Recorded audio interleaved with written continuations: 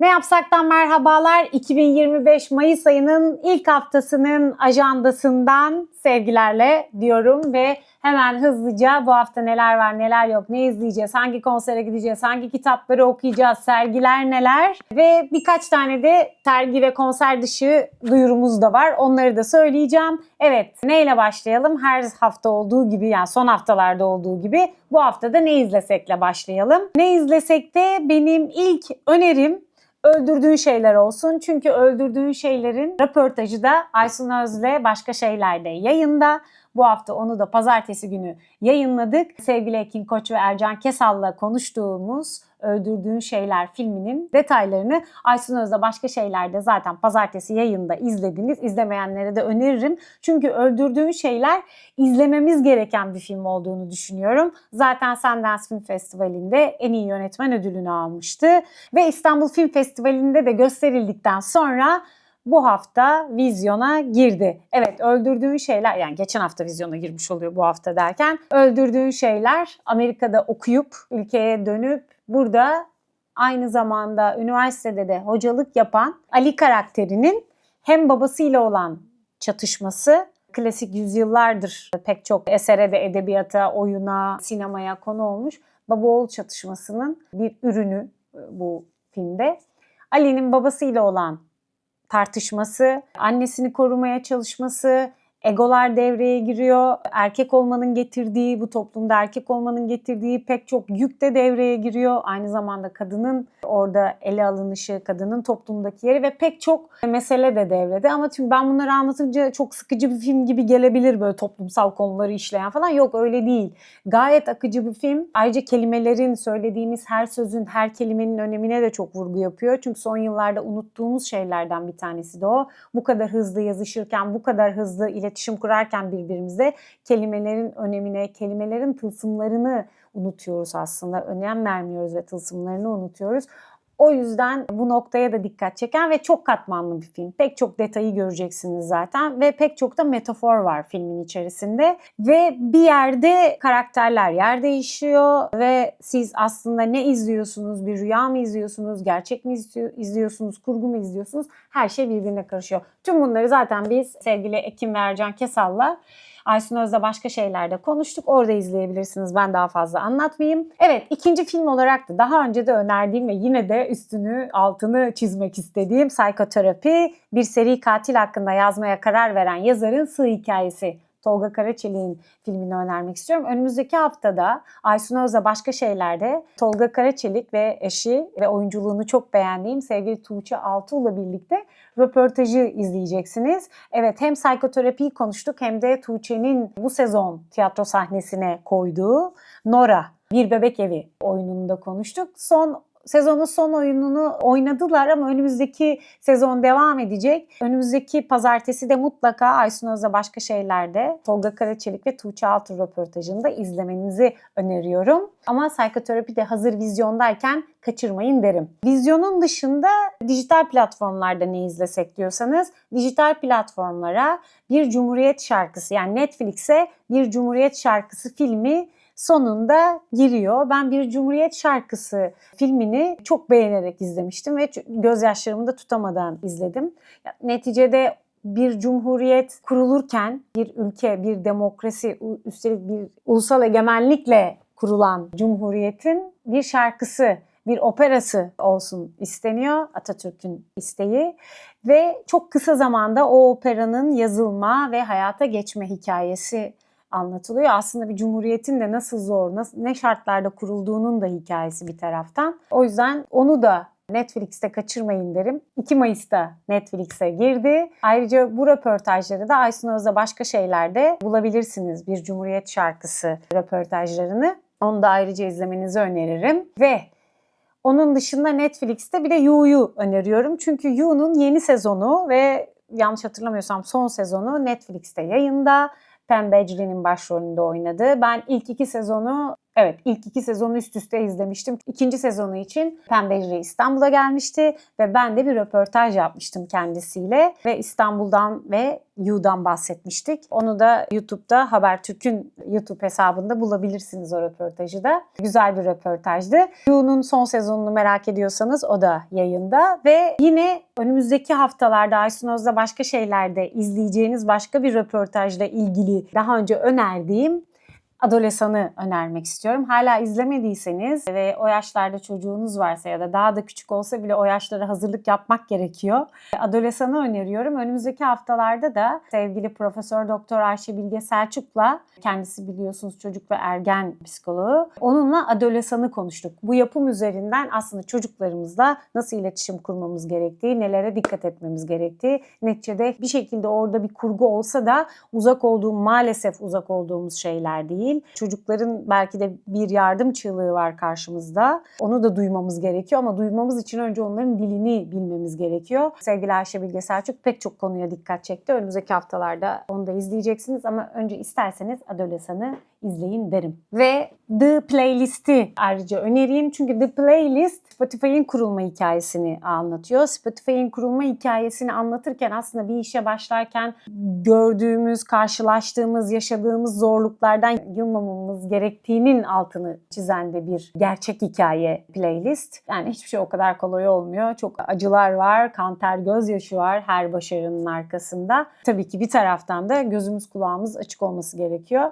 Tüm bunları anlatan bir dizi. Bir önerim de Prime Video'dan daha önce benim röportaj yaptığım Ryan Gosling'in bir filmi The Fall Guy. The Fall Guy'da Ryan Gosling, Emily Blunt'la başrollerini paylaştığı bir aksiyon komedi filmi bu. Bir dublörün eski sevgilisinin yönettiği film setinde yaşanan gizemli olayları konu alıyor. Ryan Gosling'in bütün filmlerini ben çok severek izlediğim için bunu da rahatlıkla öneriyorum ki zaten Prime Video'da oldukça ilgi gören bir film The Fall Guy. Bu hafta vizyona giren filmlerden de öneride bulunmak istiyorum. Siz de ben beyaz perdede film izlemeye bayılıyorum diyenlerdenseniz, film festivalinde, İstanbul Film Festivali'nde gösterimini ben kaçırdım. O yüzden sinemaya girmesini beklediğim filmlerden bir tanesiydi. Aznavour. Evet, Charles Aznavour'un hikayesini anlatan bir film bu. 1930'larda Paris'te geçiyor ve genç Charles Aznavour birkaç kuruş karşılığında bir oyunda yer alınca sahneye olan tutkusunu keşfediyor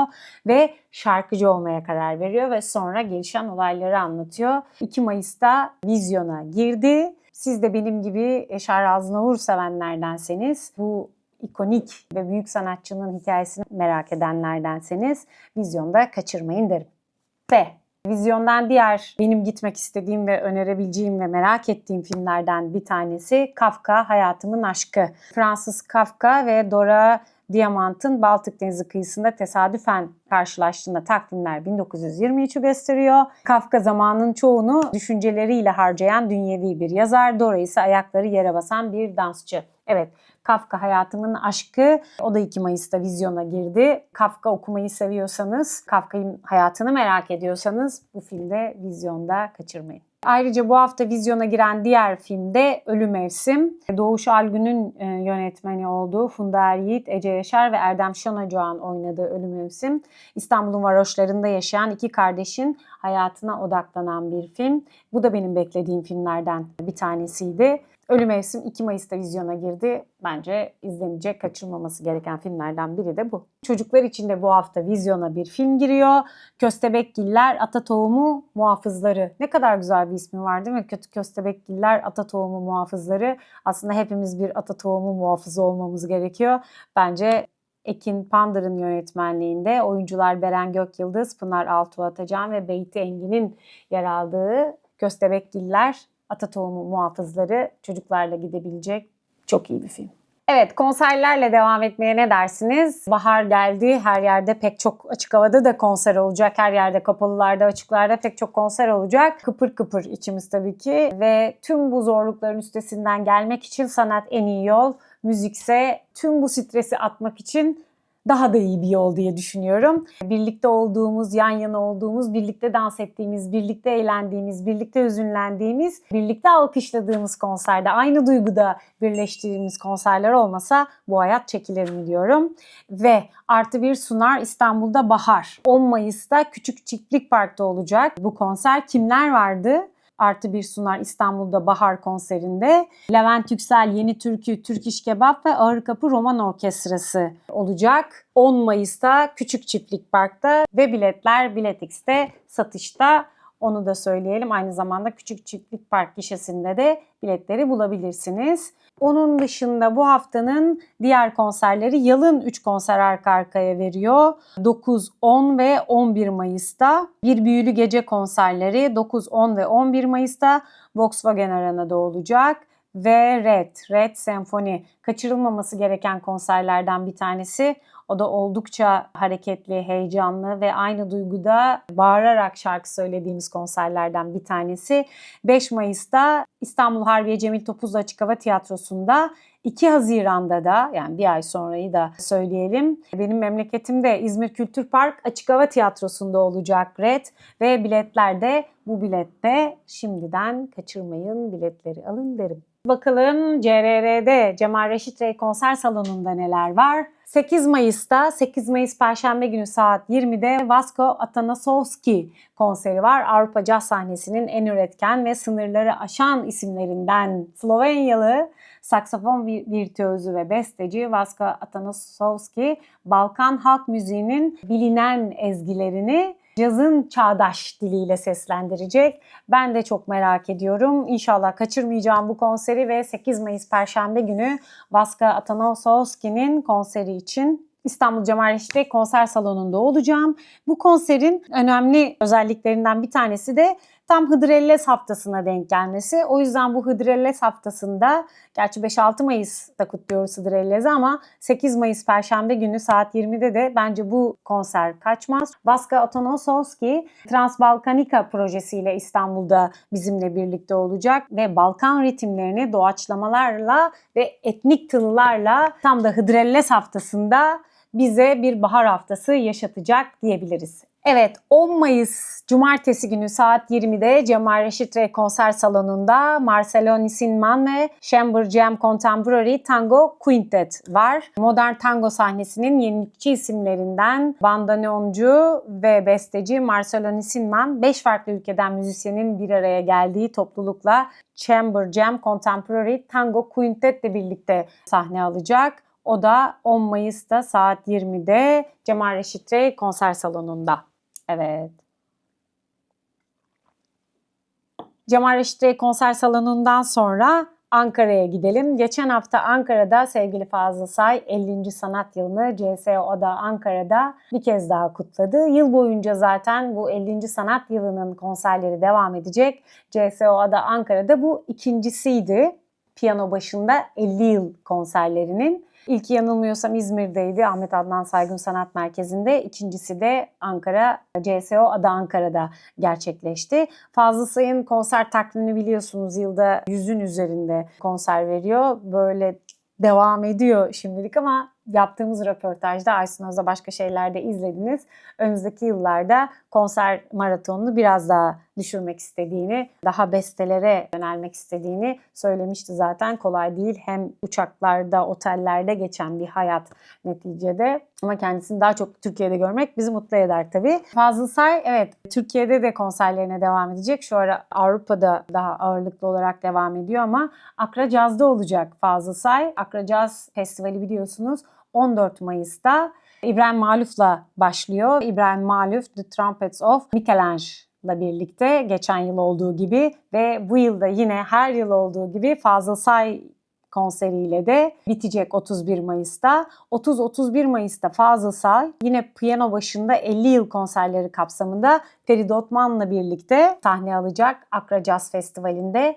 Tekrar hatırlatayım, 30-31 Mayıs'ta Fazıl Say Akra Caz Festivali'nde piyano başında 50 yıl konseriyle Ferit Otman'la birlikte Akra Caz'da olacak. Evet, Antalyalılara da buradan bunu hatırlatalım. Tabii bu hafta Hıdrellez haftası dedik.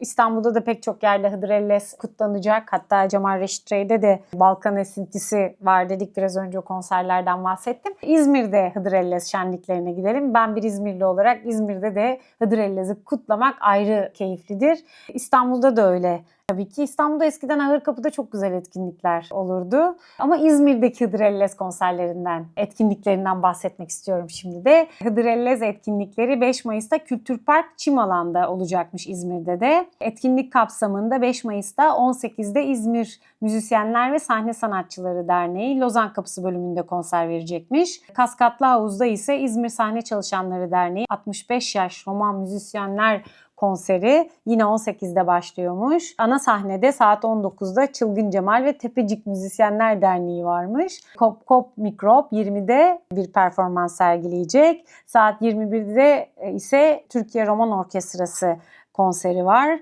22.30'da Atlas Pavyon'un yanındaki alandaysa geleneksel Hıdrellez ateşi yakılacak. Hıdrellez ateşi de benim de ne kadar özlediğim bir şey. İzmir'deyken ateşten az atlamadık deyip eski günleri ben de buradan yad etmiş olayım. Ama İzmirliler Hıdrellez ateşini Atlas Pavyon'un yanındaki alanda 22.30'da geleneksel Hıdrellez ateşiyle buluşacaklar. Ve ateş etrafında Roman Ateşi dans grubunun performansı olacakmış ayrıca. Kaçmaz İzmirliler. Bu etkinlikler kaçmaz. Genç müzisyenlere bir duyuru var. Bunu da duyurmuş olalım. 19 Mayıs Atatürk'ü Anma Gençlik ve Spor Bayramı kapsamında İstanbul'da sahne gençlerin olacak ve İBB Kültür 17-18 Mayıs'ta İstanbul'un farklı noktalarında kuracağı sahneleri lise ve üniversite öğrencilerine açık bırakacak ve müzik grupları burada sahne alacaklar. Bu sahnelerde yer almak isteyen müzik grupları 7 Mayıs Çarşamba gününe kadar videolarını forms.ibb.gov.tr Kültür Genç Sahne Başvuru Formu linkiyle videolarını gönderebilirler ve başvuru yapabilirler. Buradan da bunu duyurmuş olalım. Şimdi tiyatro oyunlarına gelelim isterseniz. Tiyatrolarda bu hafta nerede hangi oyun var diye şöyle bir bakalım. Dastas'la başlayalım. Karşıya geçelim hemen. Evet, uzun zamandır bekliyorsanız sevgili Arsız Ölüm Dirmit'i hala izlemediyseniz 5 Mayıs'ta sevgili Arsız Ölüm Dirmit Dastas sahnesinde olacak. 7 Mayıs'ta Dastas sahnesinde Aşk Bize Masal Olur var. 9 Mayıs'ta Cyrano var. 10 Mayıs'ta Deli Bayramı, 11 Mayıs'ta Ayna, 16 Mayıs'ta Josefka, 18 Mayıs'ta Ayna, 21 Mayıs'ta En Sevdiğinden Başla ve 22 Mayıs'ta da Canavar var.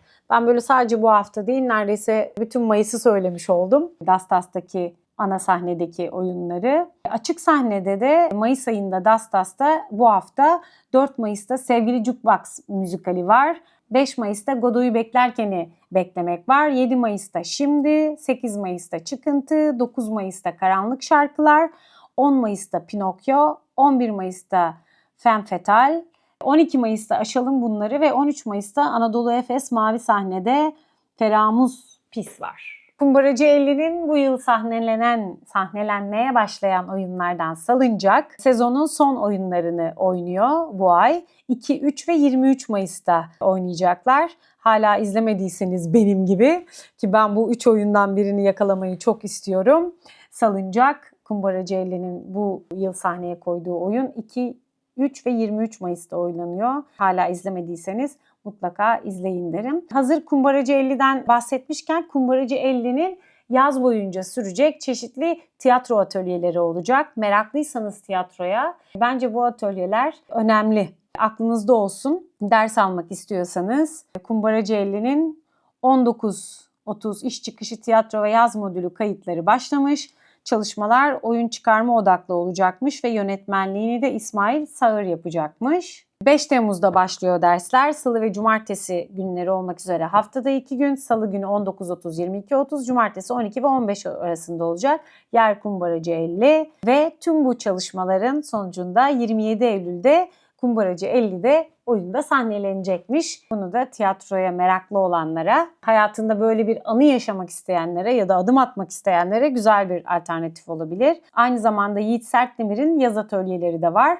O da ileri oyunculuk yani daha ileri bir oyunculuğu hedefliyorsanız Yiğit Sertdemir'in bu yaz atölyeleri tam size göre. 11 Mayıs ve 6 Temmuz arasında Kadıköy Pax sahnede gerçekleşecek bu oyun atölyeleri. Bunu da buradan duyurmuş olalım. Sergilerimizi duyurmaya da Nuri Kuzucan'la başlayalım. Nuri Kuzucan'ın Galerist'teki ikinci sergisi olacak bu. Nuri Kuzucan Bir Resmin Bütün Parçaları sergisi 7 Mayıs Çarşamba günü açılıyor ve izleyiciyi mekanla kurulan görsel ve düşünsel bir diyaloğun içine davet ediyor demişler bültende de. Benim de merak ettiğim sergilerden bir tanesi Galerist'te Nuri Kuzucan Bir Resmin Bütün Parçaları sergisi. Ve buradan da Galerist'ten de Arter'e geçelim. Arter'de şu anda farklı disiplinlerden sanatçıların üretimlerine odaklanan 5 kişisel sergi yer alıyor. Yasemin Özcan'ın seramik, fotoğraf, metin, video ve ses ve performans gibi çeşitli mecralarda ürettiği eserlerini kapsayan kişisel sergisi Islak Zemin. Koray Eriş'in heykellerini üretim sürecine dair unsurlarla bir araya getirerek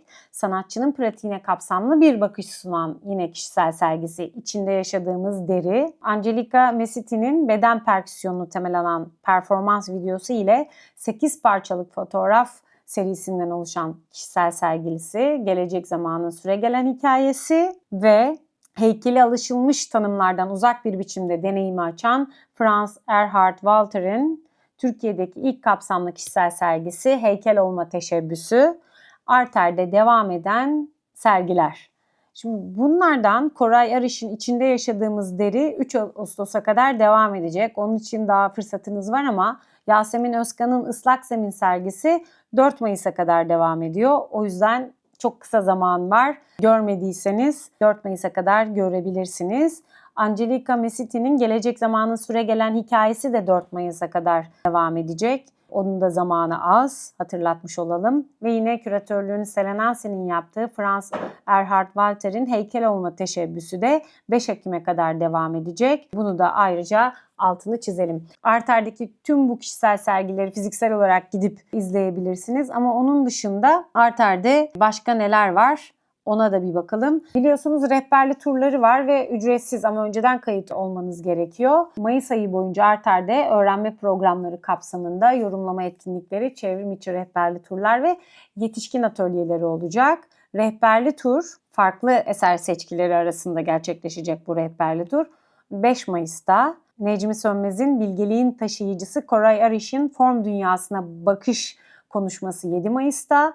Gündelik Soyutlamalar başlıklı yetişkin atölyesi 10 Mayıs'ta, Koray Arış'ın İçinde Yaşadığımız Deri başlıklı kişisel sergisi bağlamında sanatçı ve serginin küratörü Selen Ansen'in gerçekleştireceği sergi turu 22 Mayıs'ta olacak. Ve sıra geldi kitaplara. Ne okusak diyenlere. Benim şu aralar okuduğum, yarısına kadar bir çırpıda geldiğim sevgili Elçin Poyrazlar'ın Gölgenin Eli. Elçin Poyrazlar, ben böyle suç ve polisiye okumayı çok seven biri değilim. Yani o tip filmleri de zor izlerim zaten. Çok böyle meraklı olduğum bir dal değildi ama sevgili Elçin beni polisiye ve gerilim, korku romanlarına alıştırdı diyebilirim. Suat Zamir'in hikayesi özellikle. Bu Suat Zamir'in hikayesini Elçin devam ettiriyor ve çok da başarılı bu konuda. Ve Suat Zamir'in hikayesi her kitapta daha da derinleşerek, daha da katmanlaşarak ilerliyor ve artık Suat Zamir benim arkadaşım gibi oldu. Suat Zamir genç, başarılı bir polis, başkomiser. Ve ne söyleyeceğinden geri kalıyor, ne yapacağından geri kalıyor. Hiçbir şeye boyun eğmiyor ve pek çok şeyle de mücadele ediyor. Özellikle de tabii çok erkek egemen bir sektörde çalışıyor. Başta orada olmak üzere tüm hayatta da mücadelesi aslında hepimizin içinde yaşadığı, farklı mesleklerden olsak da yaşadığı sorunlara da, verdiği mücadeleye de paralel ilerliyor diyebilirim. O yüzden ben Suat Zamir'den çok şey öğreniyorum. Mücadele konusunda çok da kendime benzettiğim tarafları oluyor. Siz de, yani kadın okurlar da kendine benzettiği yerleri olacak onun o mücadelesinde. Bu sefer Suat Zamir'i daha da kendi yolculuğunda derinlere inerken buluyoruz. Burada hikaye daha da onun çocukluğuna ve hikayesini öğrendiğimiz, yani geçmişini öğrendiğimiz bir sezonu diyeceğim. Sanki dizi gibi oldu çünkü biraz da öyle okuyorum bu kitabı. Elçinin Gölgenin Eli kitabını özellikle öneriyorum. Yani bundan da başlayabilirsiniz Suat Zamir'in hikayesine neticede. Daha sonra diğerlerine de geri dönebilirsiniz. Önce bunu okuyup diğerlerini de sonra okuyabilirsiniz. Evet, Elçin Poyrazlar'ın eline sağlık. Teşekkür ederim, bana da imzalamış. Onun dışında geçenlerde elime geçen ama henüz daha benim başlayamadığım Yusuf Atılgan'ın kitapları Can Yayınları'ndan Canistan, Aylak Adam, Siz Rahat Yaşayasınız diye, Anayurt Oteli ve bütün öyküleri. Dolayısıyla bunları da buradan bu haftanın yani okuyabileceğiniz kitapları arasında sayayım. Ayrıca Can Yayınları'nın bir kitap kampanyası da var. O da 8 Mayıs'a kadar devam ediyormuş. Onu da söylemiş olayım. Canyayınları.com'da çok sevilen yüzlerce kitap 100 liraya diye başlık altında 8 Mayıs'a kadar bu kampanyadan faydalanabilirsiniz. Neticede Anneler Günü de yaklaşırken iyi bir hediye alternatifi olabilir kitap. Daha önce aslında buraya koyduğum, önermek istediğim kitaplardan bir tanesiydi. Ama böyle araya başka gündemler girince kalmış demek ki, ama bunu da söylemeden geçmek istemiyorum. İş Bankası Kültür Yayınları'ndan Gelibolu'da bir yıl fotoğraflar, kartpostallar ve propaganda kartlarında Çanakkale muharebeleri. Başar Eryöner'in kitabı. 18 Mart haftasında bunu önermem gerekiyordu ama ben Mayıs'ta bunu önereyim. Neticede hikaye sadece, yani 18 Mart'ı ve Çanakkale'yi sadece Mart'ta anacak değiliz. Elimizin altında olabilir. Özellikle de 19 Mayıs gelirken aslında bu kurtuluş mücadelesi nasıl başladı, öncesi neydi, sonrası neydi? Tekrar tarihte bir yolculuğa çıkmak için bu hafta da iyi bir fırsat olabilir neticede. Gelibolu'da bir yıl, Türkiye İş Bankası Kültür Yayınları'ndan Başar Eryöner'in kitabı. Yine Türkiye İş Bankası Kültür Yayınları'ndan Büyük Ana, Dişil'in İmge ve Simgeleri. Bence bu kitap da benim merak ettiğim, içerisinde pek çok tanrıçanın olduğu ve pek çok da dişil imge ve simgenin olduğu bir kitap. Şu ara benim çevremde pek çok arkadaşımın da ilgilendiği bir konu. Ben de buradan önermiş olayım. Evet, Büyük Ana'yı da söyledikten sonra kahvemizden bir yudum alıp size kocaman bir teşekkür etmek istiyorum. Çünkü 140 bin aboneyi geçtik. Gösterdiğiniz ilgi için çok teşekkür ederiz. Her abonede heyecanımız daha da artıyor. Daha ne kadar çok şey yapsak az diye düşünüyoruz. Elimizden geldiği kadar da hem ülkedeki hem dünyadaki kültür sanat etkinliklerini takip etmeye çalışıyoruz. Sizin de yorumlarınızı bekliyoruz. Memleketteki tüm kültür sanat kurumlarına, kültür sanat etkinliklerine kapımız ve kanalımız açık. Lütfen gönderin bilgileri, görselleri, metinleri, biz de burada duyuralım elimizden geldiği kadar. Şimdilik bizden bu haftalık bu kadar. Önümüzdeki hafta tekrar ne yapsak da buluşmak üzere. Kendinize iyi bakın.